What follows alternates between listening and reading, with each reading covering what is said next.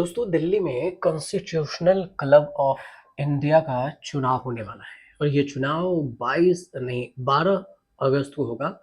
और अगर इसके बारे में समझे कि ये चुनाव कैसे होता है, अभी तक तो आपने राज्यसभा, लोकसभा, इसके अलावा जो विधानसभा, इन सारे चुनाव देखा होगा और सुना होगा, लेकिन कॉन्स्टिट्यूशनल क्लब ऑफ इंडिया ये होता कैसे है?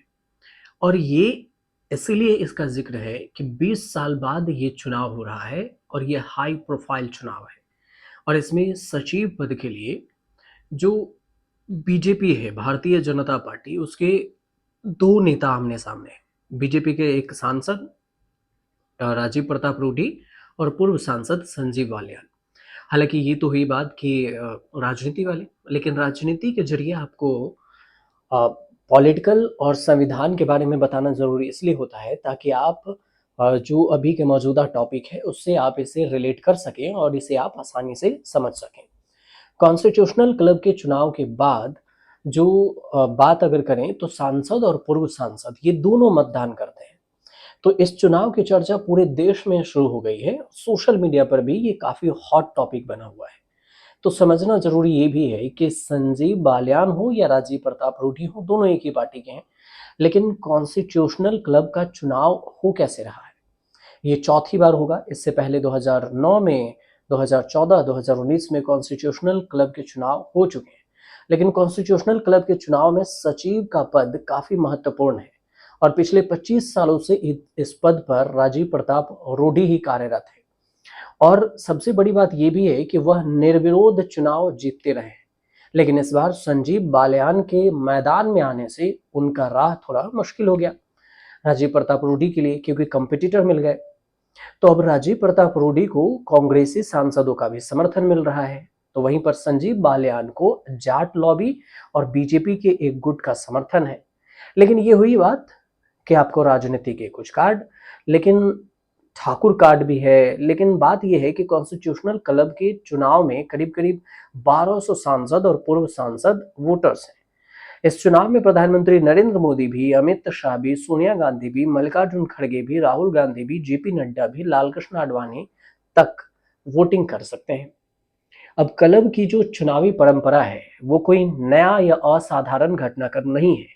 ये चुनाव चौथी बार हो रहा है, 2009, 14 और 19, जो कि हम पहले आपको बताएं। लेकिन इसके पहले भी बीजेपी के ही विजय गोयल और पूर्व राष्ट्रपति रामनाथ कोविंद क्लब का चुनाव लड़ चुके हैं।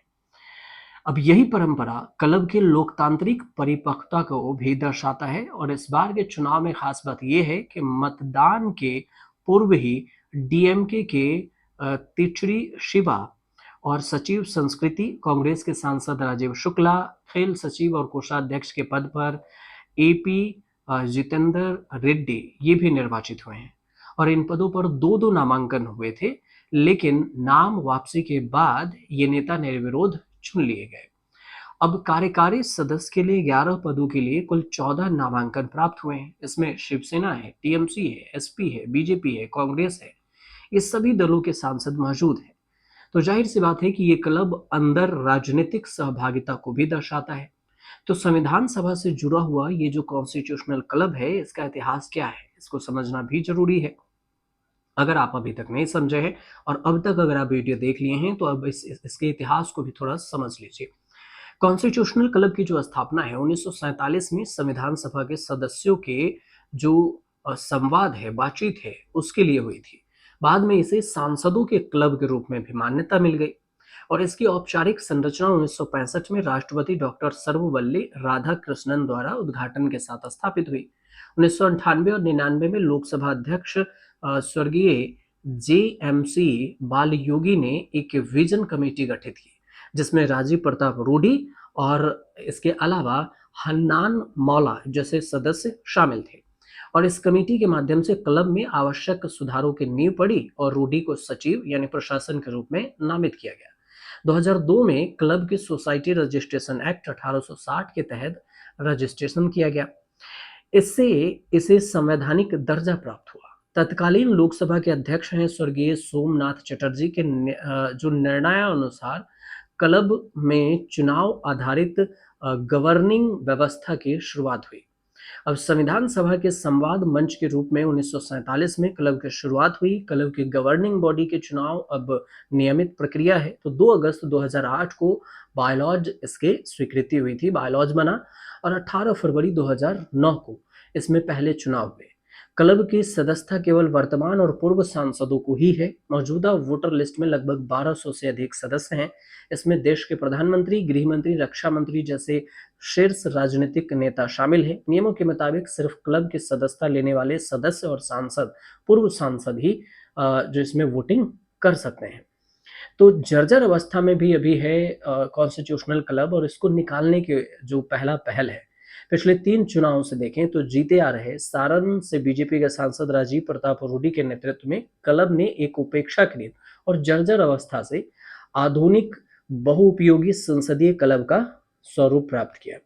क्लब आज सभी राजनीतिक दलों के बैठकों, सामाजिक आयोजनों और सांसदों के निजी कार्यक्रमों का भी प्रमुख केंद्र बन चुका है।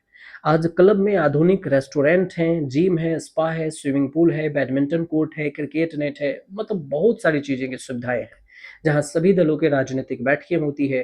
राजनीतिक में देखें तो सामाजिक समारोह और यहाँ तक कि पारिवारिक आयोजन का भी आयोजन नियमित रूप से होता है। अब तक देखें तो दलगत राजनीति से परे हटकर सांसद और पूर्व सांसद इस संस्था को खुले दिल से अपनाने लगे, और पहले जहां लोग कम संख्या में आते थे, आज यहां कॉन्फ्रेंस, निजी आयोजन, बैठकें होने लगी। सांसदों के परिवार के सदस्य, विशेषकर बच्चे, क्लब के जिम, स्विमिंग पूल जैसे सुविधाओं का इस्तेमाल करते हैं। रेस्टोरेंट और कैफे की व्यवस्था है, और अच्छी व्यवस्था, विशेषकर कैफे जो कि सुबह 5 बजे तक खुला रहता है और सदस्यों की विशेष रूप से पसंद भी है। एक समय में इसकी स्ट्रक्चर उपेक्षाकृत थी, अच्छी नहीं थी, जर्जर अवस्था में थी, लेकिन अब सांसदों की गरिमा और संवाद की वजह से ये अच्छी खासी संस्था बन चुकी है, और आज अत्याधुनिक टेक्नोलॉजी के साथ रेस्टोरेंट है, जिम, स्पा, स्विमिंग पूल, सब कुछ है, इसमें हॉल भी है। अब जहां पर सभी दल राजनीतिक बैठकें, समारोह और यहां तक कि पारिवारिक आयोजनों का इसमें हिस्सा लेते हैं। तो वहीं पर अब इस पर चुनाव होने वाला है एक बार फिर से 12 अगस्त के शाम को। कॉन्स्टिट्यूशनल क्लब का चुनाव कोई सामान्य प्रक्रिया नहीं है, बल्कि एक लोकतांत्रिक उत्सव माना जाता है। निर्णायक वोटर स्वयं देश के सांसद और पूर्व सांसद होते हैं। यह चुनाव संस्था के ट्रांसपेरेंसी, उत्तरदायित्व और समावेशी नेतृत्व के मूल्यों की भी पुष्टि करती है, और इसीलिए यहाँ पर चुनाव होना है। तो कुल मिलाकर जो ये पूरी कहानी हमने बताई आपको कि कॉन्स्टिट्यूशनल क्लब क्या है, कैसे इसमें चुनाव होता है, इसमें क्या सुविधाएं हैं, कौन इसका लाभ उठा सकता है, और आप इसके बारे में अगर नहीं जानते होंगे तो हम उम्मीद करते हैं कि ये जो जानकारी हमने आप तक पहुंचाई है ये आप आसानी से समझ गए होंगे। और हमारा मकसद यही होता है कि हर बार हम आपको आसान भाषा में पूरी कहानी एक बार में बता दें। इसमें कोई भी एडिटिंग नहीं होती, कोई भी लाव लश्कर नहीं होता, ना आपको कोई फोटो दिखेगा, ताकि आप इधर-उधर भटके, आपको पूरी कहानी अगर समझना हो तो ही आप हमारे चैनल से जुड़िए और सब्सक्राइब ज़रूर कर लीजिएगा। आसान भाषा में गारंटी से आप इसे समझ सकते हैं। फिलहाल अगर सही समझ में आया हो अगर आपको ये वीडियो, तो हमारे चैनल से जुड़िए, सब्सक्राइब कर लीजिए।